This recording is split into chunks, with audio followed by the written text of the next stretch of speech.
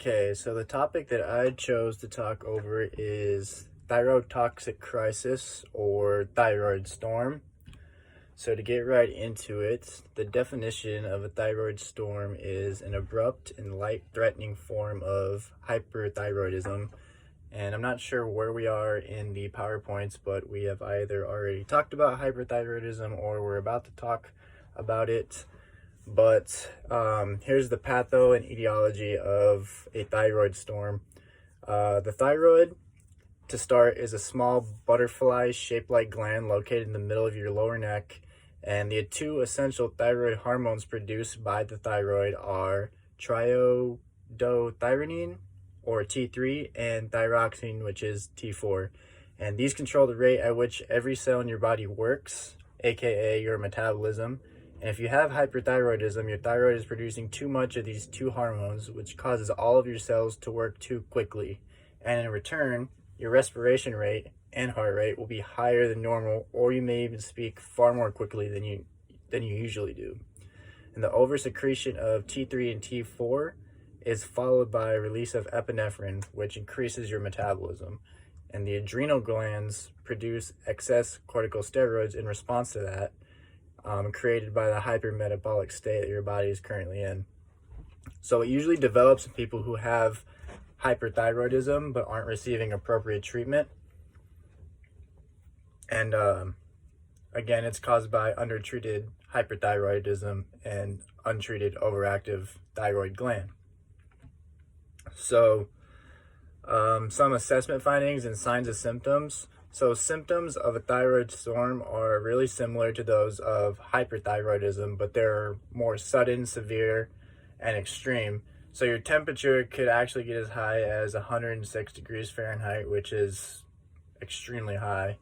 Your pulse rate is going to be quicker, more rapid. Cardiac arrhythmias are really common with thyroid storm. And some other common symptoms would be vomiting, extreme restlessness, delirium, chest pain, and dyspnea. Diagnosis is based on symptoms and a recent medical history of anybody with severe hyperthyroidism. And laboratory tests that are performed, such as a thyroid panel with measurements of thyroid stimulating hormone, serum T3 and T4, may be used to confirm the diagnosis. So if you are in a thyrotoxic crisis or a thyroid storm, your serum T3 and T4 laboratory values are actually going to be elevated. Medical and surgical management. So if you are in a thyroid storm, immediate treatment is necessary. This requires ongoing care. So people with hyperthyroidism may be treated with radioactive iodine, which destroys the thyroid, or a course of drugs to suppress thyroid function temporarily. And that's the same with the thyroid storm.